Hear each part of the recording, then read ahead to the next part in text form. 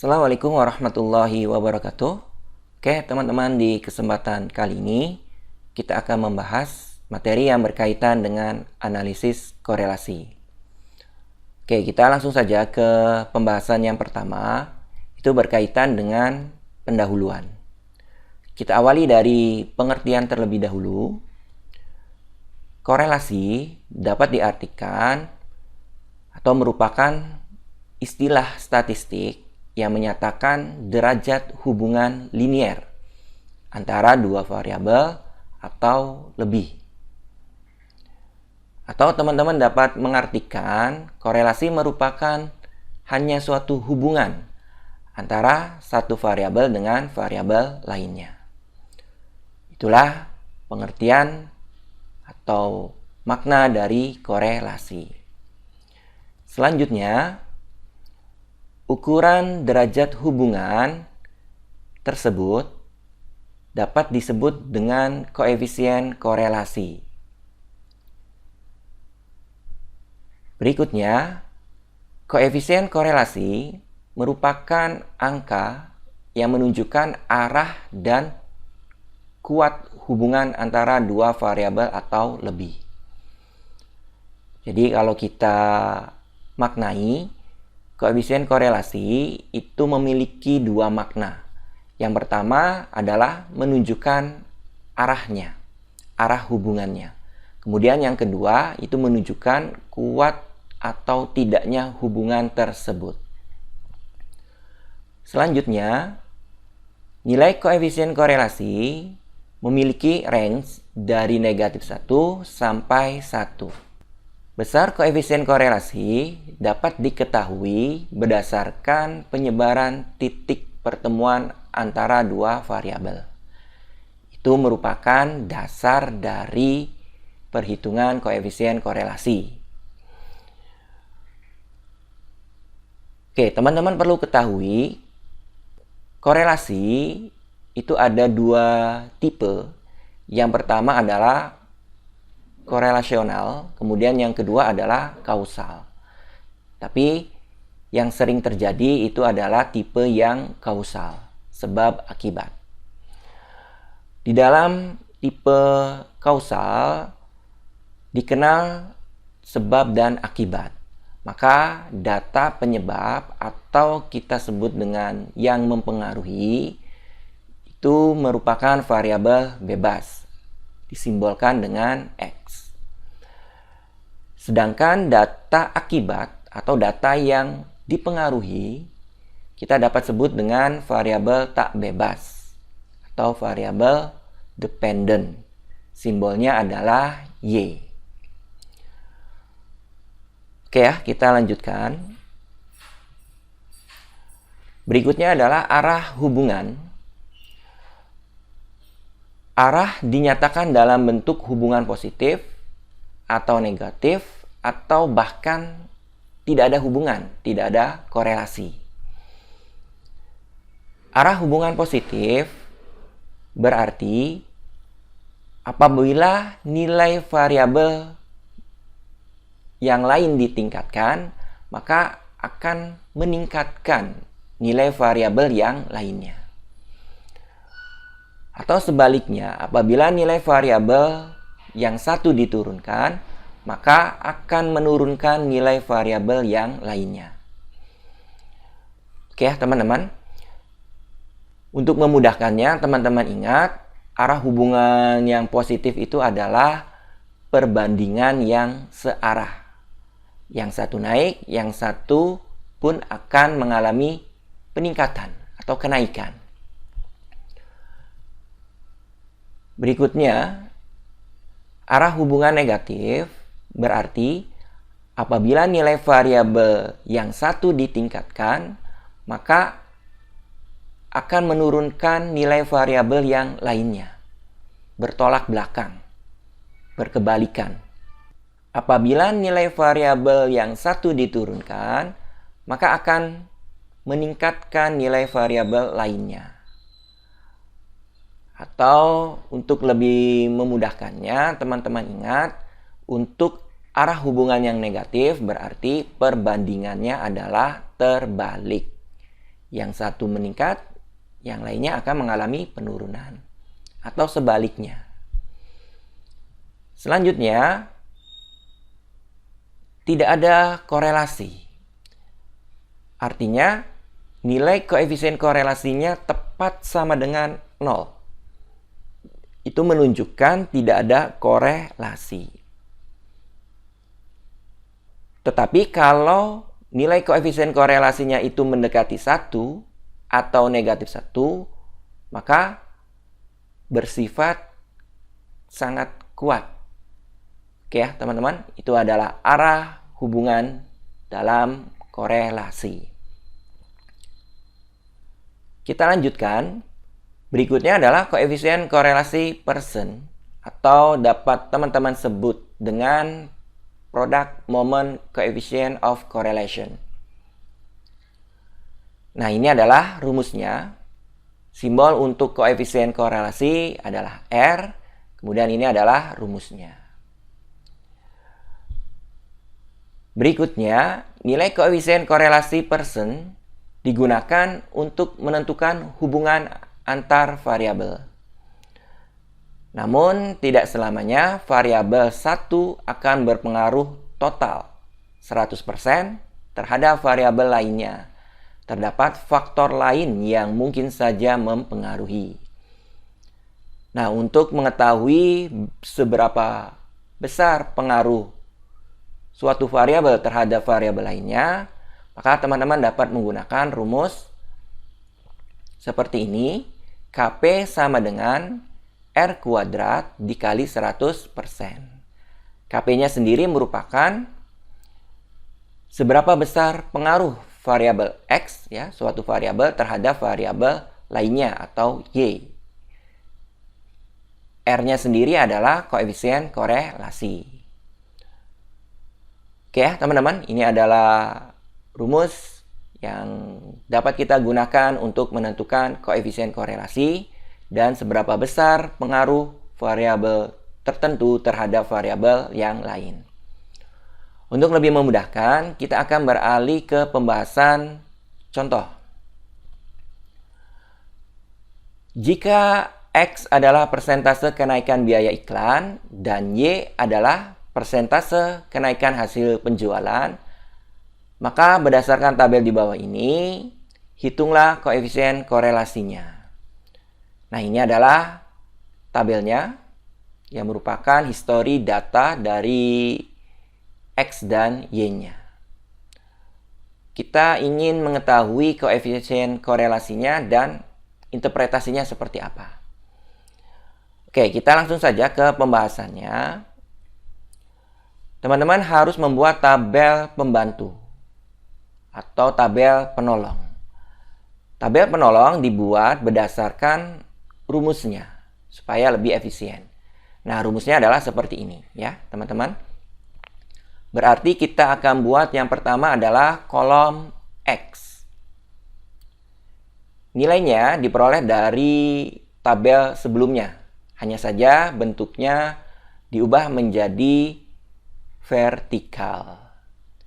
Kemudian karena di rumusnya ada sigma, maka teman-teman jumlahkan di kolom X. Diperolehlah sigma X sama dengan 50. Selanjutnya, kita tambahkan satu kolom dengan judul Y. Karena di dalam rumusnya ada Y, ya. Kemudian, perhatikan lagi rumusnya, ternyata ada sigma Y. Maka teman-teman jumlahkan di kolom Y tersebut. Diperolehlah sigma Y, yaitu 62. Oke, selanjutnya kita perhatikan rumusnya. Ada X kuadrat. Maka teman-teman tambahkan satu kolom dengan judul X kuadrat. Untuk mengisinya sederhana sekali, yaitu X dikuadratkan. Contoh untuk baris yang pertama, yang ini, berarti 1 kuadrat. Hasilnya adalah 1. Untuk baris yang kedua, berarti 2 kuadrat sama dengan 4. Dan seterusnya dilakukan sampai data paling akhir, yaitu 12. 12 kuadrat sama dengan 144. Perhatikan kembali rumusnya, teman-teman. Di sini ada sigma X kuadrat.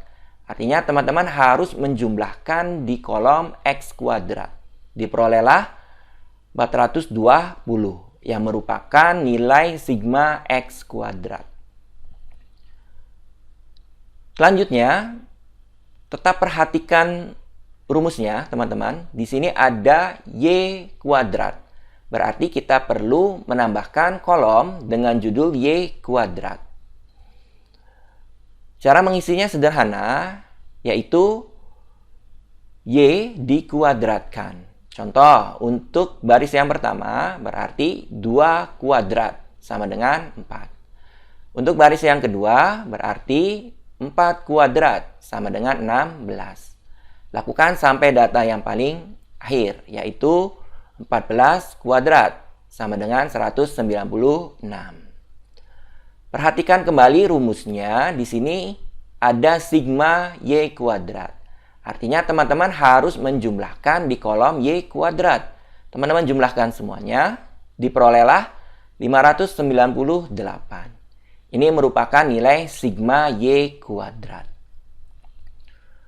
Selanjutnya, kita tetap perhatikan rumusnya. Ternyata ada XY.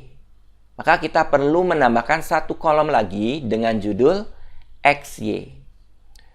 Cara mengisinya sederhana, yaitu X dikali dengan Y.